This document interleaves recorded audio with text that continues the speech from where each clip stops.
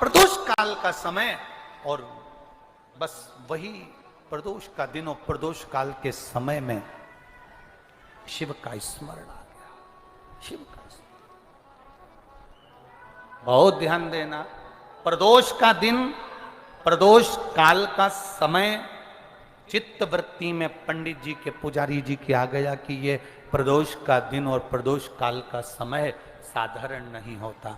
हमने पहले भी अपनी कथाओं में वर्णन किया है मेरी माताओं से। अगर तुम्हें लगता है कि बहुत जिंदगी दुख की चल रही है तो प्रदोष काल में, प्रदोष के दिन 2 दिए, एक देवाधिदेव महादेव के मंदिर में, एक अपने दरवाजे की चौखट पर लगाना प्रारंभ करो। घी के दीप बाबा 3 या 4 प्रदोष में कृपा करना प्रारंभ कर दो, करुणा करना। कभी मौका मिले अपने क्षेत्र में, अपने नगर में, अपने गांव में, अपने खेड़े में, कभी प्रदोष के दिन शिव महापुराण की कथाएं टीवी पर भी सुनने को मिल जाए या अपने क्षेत्र में मिल जाए तो जाकर सुनो। मिले अगर प्रदोष का दिन,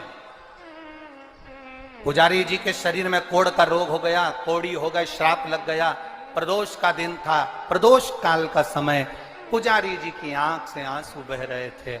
एक बेलपत्री के वृक्ष के नीचे बैठकर आंख से आंसू गिर रहे थे। बेलपत्र स्वयं शिव और पार्वती का एक स्वरूप है। आंसू जो गिरे, नैनों से जल जो बहा, उस बहे हुए जल का फल ये मिला कि मेरे भोले बाबा एक बूढ़े का रूप लेकर आ गए और पुजारी जी से कहा, पुजारी जी क्यों रो रहे हो? कहा, मुझे माता पार्वती ने कोढ़ी होने का श्राप दिया है। कोढ़ी होने का श्राप? पुजारी जी आप तो शंकर जी के पूजा करने वाले हो, शंकर जी के भक्त हो, शंकर की आराधना करने वाले हो, शंकर के मंदिर की चाकरी करने वाले हो, शंकर के मंदिर में सेवा करने वाले हो, उसके बाद भी तुम्हारे शरीर में ये रोग आ गया, उसके बाद भी तुम्हारे शरीर में ये कष्ट आ गया। पुजारी जी ने कहा, ये तो मेरे कर्म की गति है, इसलिए मुझे ये रोग मिला है। तो बूढ़े का रूप रखे हुए महादेव ने कहा, पुजारी जी फिर घबराते क्यों हो? अगर रोग उसने दिया है तो मिटाने वाला भी वही होगा। शंकर की आराधना करना प्रारंभ करिए।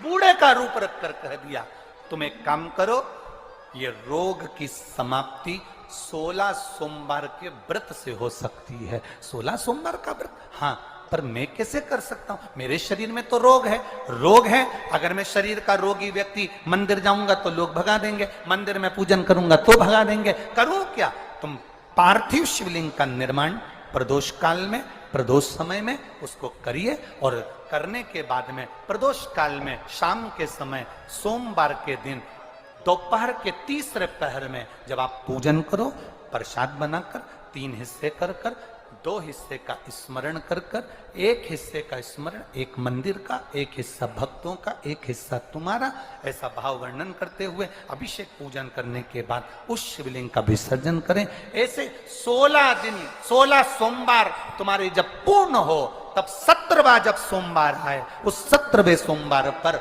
16 जोड़े ब्राह्मण आदि जो बुलाएं, जरूरी नहीं कि ब्राह्मण के बुलाएं, आप जिसको बुलाना चाहें, आपकी मर्जी जिससे हो उसको बुलाकर उन 16 जोड़ों को स्मरण कराकर पूजन अभिषेक कर कर भाव से, भक्ति से बाबा का प्रसाद उनको पवाएं।